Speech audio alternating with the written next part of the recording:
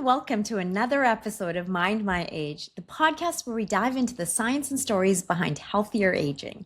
I'm your host, Neelam Brar, and today we're exploring how to live life by design rather than by default. Our guest is Scott Couchenour, founder of Serving Strong, a transitions coach who specializes in guiding people through life's major shifts, especially as they approach or enter their fourth quarter. Scott, it's such a pleasure to have you on the show. Before we get into the heart of your coaching, let me ask a question we ask all of our guests. How old do you feel today, and what's your secret behind maintaining your youthful energy? I feel young because when I look at my age, I think I can't believe that I'm 59 at the moment. As far as being youthful, I believe, and always have been, it starts in the mind. It's what goes on between our ears that sets in motion everything else. If I have a healthy outlook and have an opportunistic possibility, abundant mindset, everything flows from that. Thank you for sharing that. It is so important that we recognize our mindset controls so much of how we feel and our overall health as we age. Now, let's talk about your journey. You've had some significant life transitions, especially at age 50. Can you tell us about that pivotal moment and how it shaped your approach to helping others navigate their life challenges? Sure. In 2015, I was 50, as you said. I was actually in this room, the room I'm recording in, and it was my son's old bedroom. And I was right over to the left of where I'm at right now. And I was on a phone call with one of our board members. And it was at that moment that we decided that it was best to close the business because we had suffered from the economical downturn of 2008, and we couldn't quite recover. And so that set in motion. We needed one project to start, and it did not start. And so after 44 years, 760 projects, we designed and built churches across America. We closed our second generation family business. I left this room, went downstairs through the kitchen, through the laundry room, and sat down in the rocker beside my wife in our porch. And I said, well, it's over. That was a very profound moment in my life. Not only did it set in motion a whirlwind of questions. I had no idea who I was. Had no idea what I was going to do with my life. I didn't, my identity was attached to what I did, so that now what I did was gone. It was a nearly 30-year career in our family business. I didn't know where to start. And however, it did set in motion a way of living life because I began to look around at what I had to work with. And I started to develop a strategy for how I could live. And I realized I was living by default when that happened. So it made that transition much, much harder than it had to be. And so now I'm living by design, and it's made all the difference in the world. That's so powerful, and I really appreciate you sharing that transition from running a business that really represents your identity to moving on is something that I personally experienced and witnessed with my own dad when he retired. And I can say 4 years later, he's still trying to figure out that design of what life will look like for the next quarter. And it's not easy. It's not easy because you're so used to doing something for so many years that reflects everything, and especially if you gave your all to your company. That's right. That's right. A lot of emotional attachment is a part of it. You fear regret. You fear retirement. If that's it's an old phrase, but retirement. You're not sure what to do when everything you've come to realize is no longer there. And for me, it was a horrible couple of years of trying to figure things out. And so how did you figure these things out? You often talk about living life by design today, especially during transitions. What does that really mean to live life by design? And why do you think it's so crucial, especially as we age and other challenges start to come our way? Well, living by design is, I always say there are three things we can count on in life: death, taxes, and the ups and downs of life.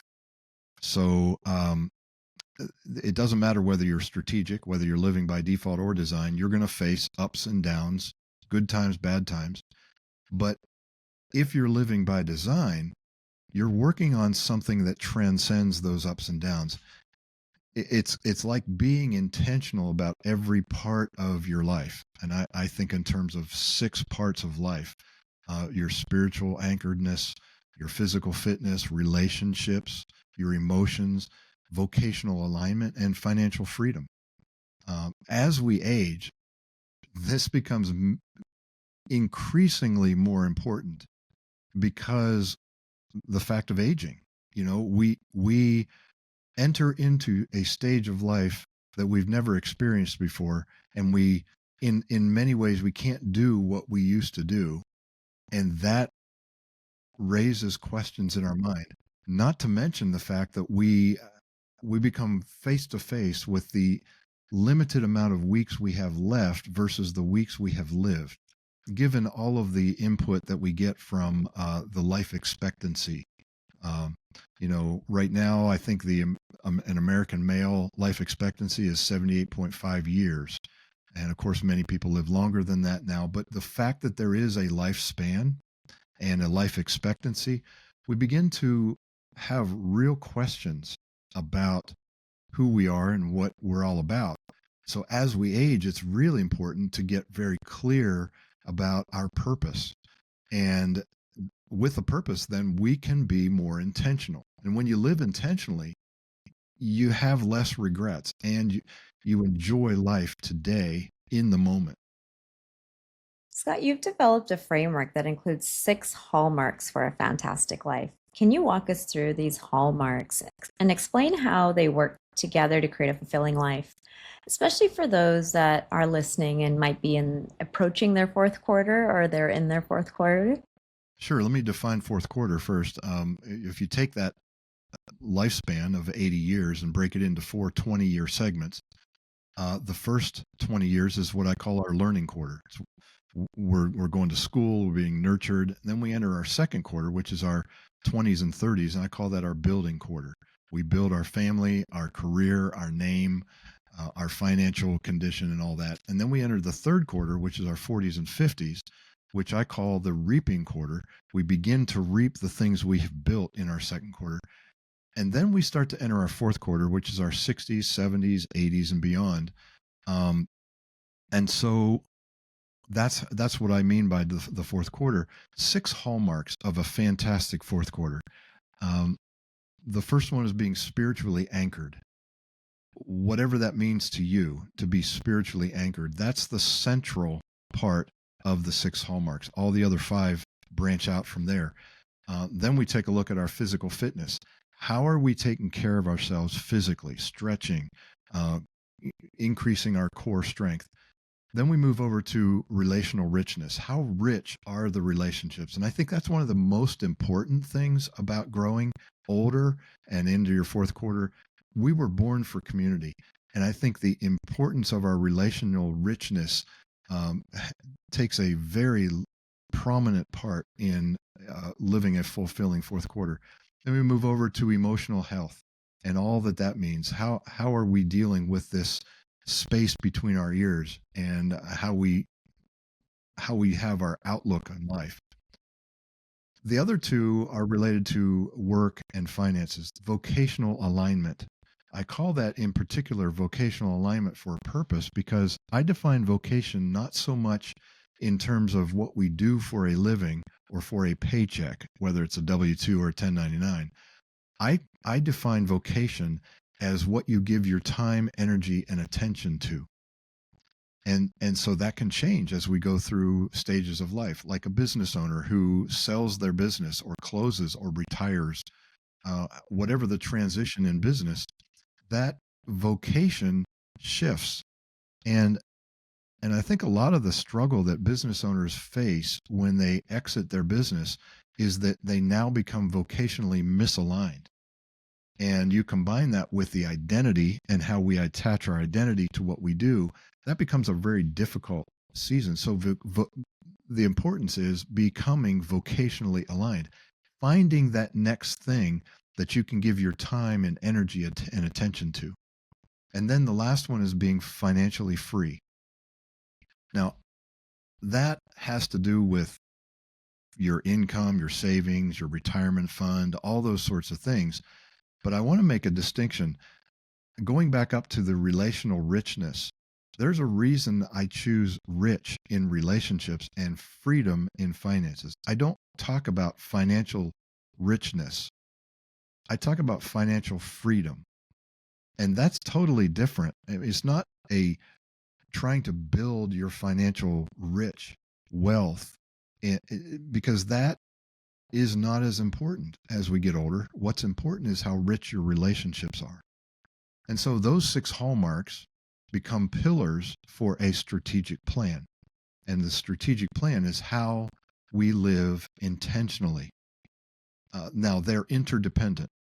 Think of them like systems in our body. They each represent a very specific part of our existence. Um, but if one suffers, the others suffer to a degree. If we can improve in one, then we can improve the others. For example, if I can reduce all of my debt, which is our financial free hallmark, then that will make me feel better, which improves my emotional health. When I'm emotionally healthy, I am more likely to be present in the moment with my relationships. So my relational richness increases. So when I think about reducing debt, I'm indirectly improving my emotions and my relationships. So that's the interdependence of these six hallmarks. And my coaching is to help my clients create that strategic plan by first defining what does it mean to me to be spiritually anchored and physically fit and relationally rich and so on. You start with that definition and then you start moving forward to realize that ideal definition. Scott, wouldn't you say that having those six pillars and being aware of them is something that we should be starting at as early as possible in our lives so that we can start framing our intentions in a way that serve us and can help us grow and feel good about life? So what is the right time to start thinking about this? Uh, if you're listening to this podcast now, it's not really something that is unique to people approaching or in their fourth quarter. In fact, I've got some clients who are in their early 30s who are wise enough, early enough to see that living life by design greatly improves the fulfillment in today while at the same time mitigating future regret. So if you're in your second quarter and you're building your life, that's one of the best times to do it. But as the old saying goes, there are two good times to plant a tree. One is 20 years ago, and the other best time is today. It's interesting, and I've noticed this quite often with my family as well as other older adults in my life. But as folks age, they tend to become more inward and less social. Um, and my thinking is that part of it is folks become more reflective, but also those relationships that they've had, whether they're with family or friends for so many years, have so much potential baggage and history that it becomes tougher and tougher to navigate as you're getting more and more added to it, and eventually people just give up and they'd rather be alone. Relationship richness is so important, and no relationship is perfect. But as we get older, those relationships run deep. The positive and negative experiences run deep. How do you navigate keeping those relationships alive, but still ensuring they're serving you? Well, I think that if you are if you're working on a strategy, first of all, you have no time to become selfish. If your definition of being relationally rich involves having rich experiences with individuals and you're actively pursuing that richness on a regular basis, I'll pull a concept from James Clear's book Atomic Habits. You adopt the type of person you want to be, and then you prove it to yourself with small wins. That is an identity based habit forming. If I consider myself today to be a relationally rich person, then I ask myself, what would a relationally rich person do? And then I do that. If I start to think inwardly and start becoming selfish, then that violates the identity that I have adopted today. I'm not I'm not saying I'm going to be relationally rich sometime in the future. What I'm saying is I'm going to adopt a relationally rich person today, and then I'm going to prove it by how I make decisions. Because when you think about a day, the moment you wake up and become aware to the moment your head hits the pillow and you drift off to sleep, these are what are called your waking hours. When you are involved in your waking hours, you every day you're faced with an untold number of decision points.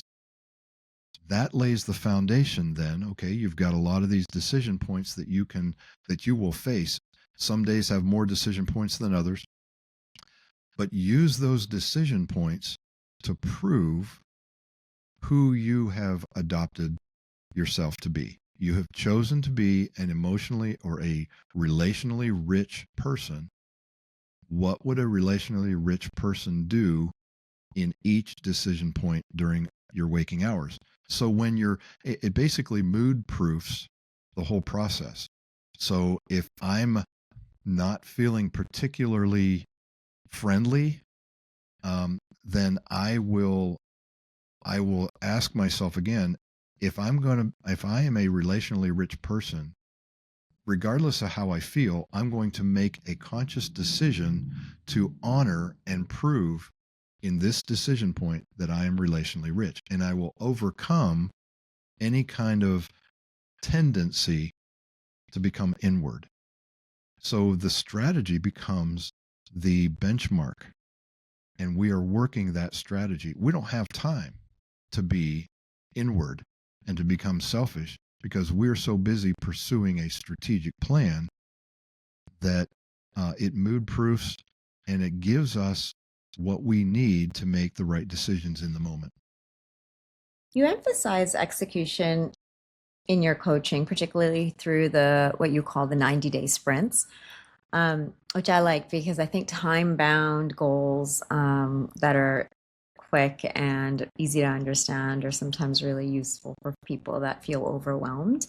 Can you explain how these sprints work and how they can help someone really achieve their goals, especially when they're going through major life transitions? Right. First of all, I would make a distinction between 90-day sprints and a year's goal. 90 days compresses 12 months into 12 weeks of work. I love this because if I had a year goal and I start out in January, say with a resolution that by the end of the year I'm going to lose 30 pounds, say, in all likelihood, I'm going to come to November around Thanksgiving and I'm going to say, oh crap, I've only got a few weeks to do what I said I was going to do in January, right? The longer a goal sits out there, the more likely we push it and kick the can down the road. So a 90-day sprint, which actually 90 days is 13 weeks, but you act for 12 weeks. And then on the 13th week, you do a review. And I'll address that in a moment. But 90 days is long enough out there that the goal becomes significant enough that you have to do some work every week and sometimes every day, depending on the goal and the actions related to achieve that goal. When you have a 90-day sprint with 12 weeks worth of actions, you can measure on a weekly basis how you're doing. So if you're in week 3 and you should be 30% and you're only 25% toward a goal, then you know you've got to step up your game in that third week, and so on. So it promotes a measuring tool in the process. The key to the 90-day sprint, in my mind, is not the 12 weeks of action, but the 13th week of review.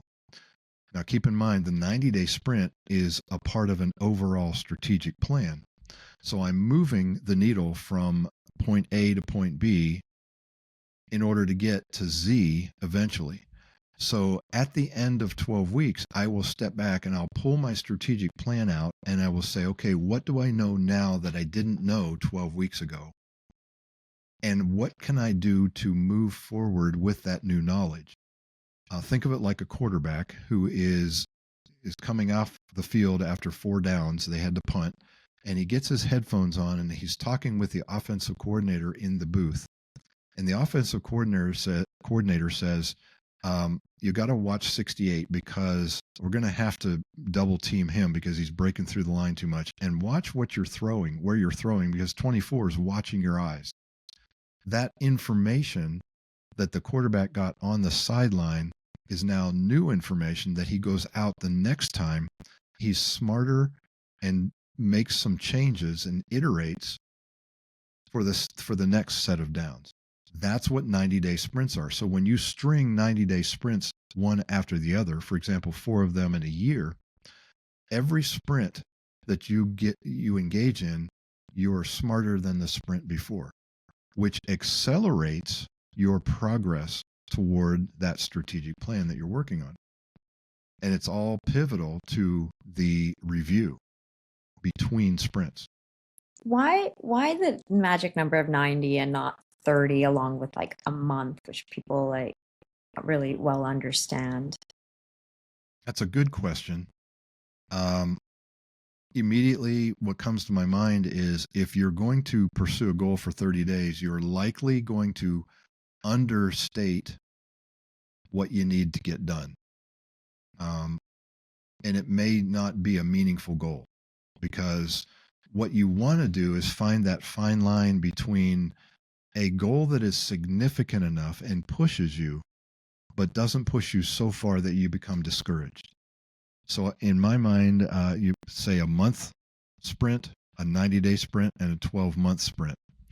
A month sprint, you're likely to have a goal that doesn't really make any difference because it's only 30 days, right? There's, maybe I'll get it done, maybe I won't. 12 months goal, like I said, that's going to be so far out there that even if it's an enormous goal, the span of time is so long that you're likely to lose track of where you are. 90 is a good, it's a good set of weeks, long enough to get something significant done, but not so long that you lose track. And I will say the book 12-Week Year by Brian Moran was very influential in my process regarding this. The other thing is we think in terms of quarters in a lot of ways, especially business owners. There's always the quarter report and that sort of thing. So we're already wired as business owners to think quarterly. So a 90-day sprint just fits right into that mindset. Scott, there's a staggering statistic out there that many people mention, especially those that are aware of the baby boomer explosion, that over 10,000 baby boomers are retiring each day. And it's estimated that many businesses will either close or be sold off during this time over the next 10 years. How can people navigate these major transitions better, especially those that might be facing a closure of a business that they've built over decades and that their kids don't want to run? Yeah, in fact, the Exit Planning Institute, the survey that they do on a regular basis indicates that it's an over $15 trillion transfer over the next 10 years from one business owner to another business owner. It is a significant shift. And there are untold numbers of individuals who are going to find themselves on Monday morning after the exit, wondering what they're going to do with their lives. And many people think, when I retire or when I exit my business, when I close the business, I'll have so much time to golf or garden. And it's going to be great. I call that uninformed optimism. They're optimistic about this freedom, that they have this illusion of freedom, but you can only golf so many weeks, right? what we wrestle with, and especially when this type of transition happens later in life, we are already hyper aware of mortality. So we're starting to ask questions of purpose and meaning and legacy. And when you don't have the answer to those questions, then your life takes on a weight that is very hard to carry. The answer, in my mind, is to have a plan, to have a strategy, not just how am I going to sell this business and get it ready to sell at the highest multiple or whatever, but a personal plan as well. And using the 6 hallmarks to identify what that strategy is, using 90-day sprints to iterate on that strategic plan. That to me is the answer. I would say start preparing as soon as you can by crafting your own strategic plan, setting specific goals toward each of those 6 hallmarks. Like, first of all, define what does it mean to you to be spiritually anchored, and make a bullet list of the kind of life you would live if you were spiritually anchored. Do the same for physically fit and so on, all 6 hallmarks. And step back and take a look at those bullet lists and say, that is what I want my life to look like. And then start to iterate and start to take action on those bullet points. You know, in the end, it really has to do with having something to run to. We have to be involved in doing something that has a future consequence. It's called hope. If we don't have hope, we don't have purpose. We don't have a reason to live. And that's what this strategy does. It creates a sense of hope that I am in the act of becoming the fullest expression of my unique God-given design. Scott, I'm a huge fan of journaling and actually writing it down in a notebook. I'm aging myself by saying that. I think there's something really cathartic about letting your thoughts and feelings and goals live on paper. When you talk about building this strategic plan, how does one go about day to day building it? Is it through a journal? Um, what are the tools you think are most helpful in building it and maintaining it and keeping yourself accountable? Well, I can think of 3 components that you need. First of all, you need a document that you always come back to. That document will be I call it a strategic planning document. And with my clients, we build that document together through a series of conversations. And that document includes a purpose statement, a vision statement, a mission statement, a set of goals and actions. So every action is rooted in the goal. Every goal is rooted in the mission. And the mission is rooted in your vision. Your vision is rooted in your purpose. And your purpose comes out of a series of conversations that we have about personality type, core values, your strengths, your weaknesses, which I define as this is what you're good not doing. And a number of we look at the story, their life story, and we pick out events that are experiences that have shaped them. Those are foundations which give us what we need for a purpose statement. And then the vision statement is what your life and the world around you looks like when you're true to that purpose over the long haul. The mission is how you go about achieving that vision. Goals are how you achieve the mission, and actions are how you achieve the goals. So it all flows up and down. You can contract and expand accordingly. So the number one component is that document that you always come back to. The second is a 90-day sprint where you are selecting a few actions that you are working on to get to a certain point in 13 weeks.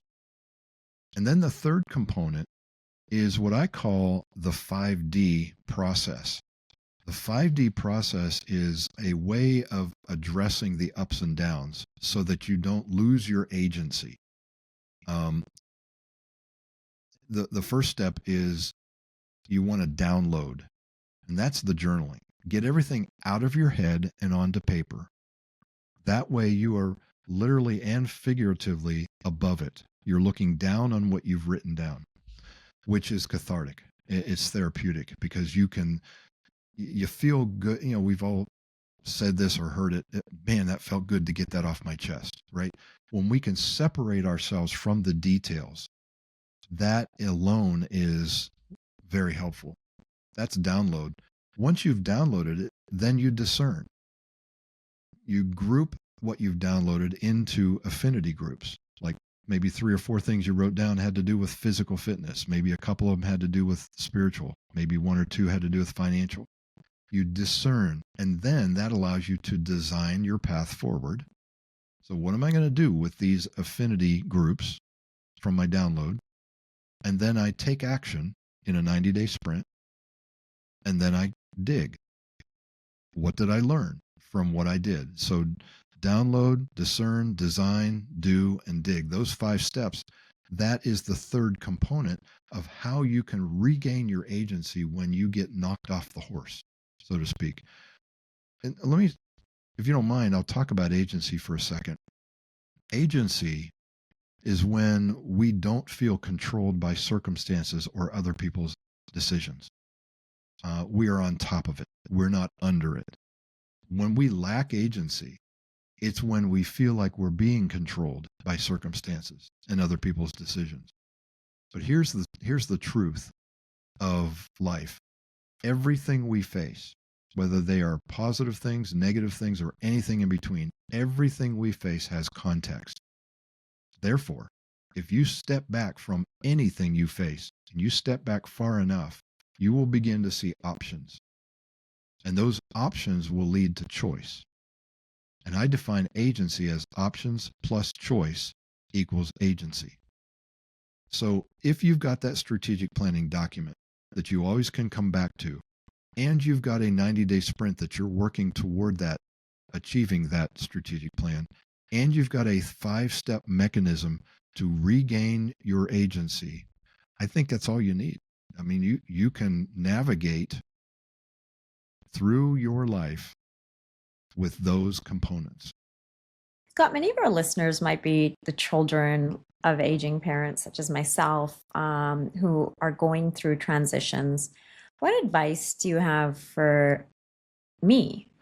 How can I spot if my parents are struggling? How should I initiate these important conversations? Could I help coach them or get them started? And what resources should I be looking for? One of my clients is a gerontologist, and she said something to me that has stuck with me ever since. She said, "We raise kids and we lower parents." What a beautiful illustration of honoring those who have gone before us by lowering them, not pushing them down or pushing them out of our lives, but gently allowing them to live out their final years with dignity and with grace. I think one of the greatest things we can do for our parents as they age is give them space. Allow them to talk about what they're going through. One technique I think is very helpful would be to simply ask them for advice. Ask them, what was it like living in whatever year? Ask them about the highs and the lows of their life and what lessons they learned. That does 2 things. I think number 1, we all love to be asked for advice. But secondly, if we can give our parents the space to open up, it gives them the ability to handle everything that's going on in their lives. But at the second, also what's going on is we're learning a lot, because there's a thing called crystallized intelligence. There's a book out there called From Strength to Strength, and we operate on fluid intelligence until mid-30s or so, when that begins to wane. But what's growing is what is called crystallized intelligence, which is wisdom and knowledge based on experience. So our parents, with regard to crystallized intelligence, they are peaking at that in their 70s and 80s and 90s. Why not tap into all that wisdom and knowledge and learn some stuff ourselves while at the same time giving them the opportunity to process their life? So I think that's what I would do. That's my advice. It's so helpful. I've started to ask mom and dad for advice on topics that used to be like taboo in the family, like dating and relationships. My mom and dad had an arranged marriage. And growing up, you just didn't talk about these things. And so it's so interesting now when I ask my dad or he's giving me his thoughts on my dating life. And I'm like, whoa, where was this guy 40 years ago or 30 years ago? And it's just amazing that they have all these opinions you didn't know. And we will benefit and they will benefit by the exchange of that conversation. It's such practical advice, and I really appreciate your thoughtfulness on these topics. What are some surprising outcomes you've seen when people commit to living by design? Like, what's been the most aha moment for you? There are actually two that I reflect on quite a bit, and it happens more and more with each client. The first is when the light bulb comes on when they realize that their identity is not their vocation. When they can understand the fact that their identity is separate from what they did in their career was an expression of their identity. That opens up a whole set of new ideas and thoughts, because and that's why I call it vocational alignment, because we can align to our personality with a different way of giving our time, attention, and energy. And that is just completely freeing. The second is when I'm working with a client and they're facing a difficult situation, and we talk about downloading and then discerning and then designing a path forward and taking action and then digging, they what they thought was this big part of their life really isn't as big as they thought, because we were able to step back and say, it's not what defines you, it is a part of what's defining you, and it makes it more manageable. And again, that freedom and that hope and that possibility muscle begins to flex, and it's just completely freeing. It's incredibly inspiring. I want to touch on the role of therapy in your coaching. How do you see therapy working with a licensed clinician complementing the work you're doing and helping people navigate life's big changes? Well, as the saying goes in the coaching world, nobody needs coaching, but everybody can benefit from coaching. And what I mean by that is there are times in our lives when we get stuck, or there's something that happened in our past that we need to go back and fix. That requires therapy and the helping professions in that space. I needed that at one point in my life as well. And so we need those relationships from time to time. Coaching is looking forward, and it's not really fixing anything that's broken, but it's developing and moving forward. I think it's a perfect combination. When a therapist and a coach can work side by side with a client, because not only are they looking back and learning and resolving some things, that gives them the space to then look forward and build something worth building. So I think it's now there are times when I've had clients where the realization of something that needed fixed was apparent. I go to the back seat with my client, and I push them to get that help that they need. So I think there's a very careful positioning that I engage in when there's something that needs to be fixed in one of my clients. So, what advice would you give somebody listening today who's feeling stuck or uncertain or unfulfilled about their next phase of life? Start with something that you're not happy with, in your life. Just pick something you're not, yeah, write it down, begin to journal, begin to develop. If this thing was resolved, what would my life look like? And then take action, get the car rolling. As the old adage says, you can't steer a car until it's moving. So you get yourself moving to improve on that one simple thing that you don't like, and then build from there. Then pick another thing and another thing. And before long, you're developing your strategy. Scott, thank you so much for sharing your wisdom with us today. For our listeners, if you want to explore how to live life by design and navigate life's transitions in confidence, stay tuned to Mind My Age for more insights. And remember, age with purpose and intention because your best years are still ahead. Scott, thanks again.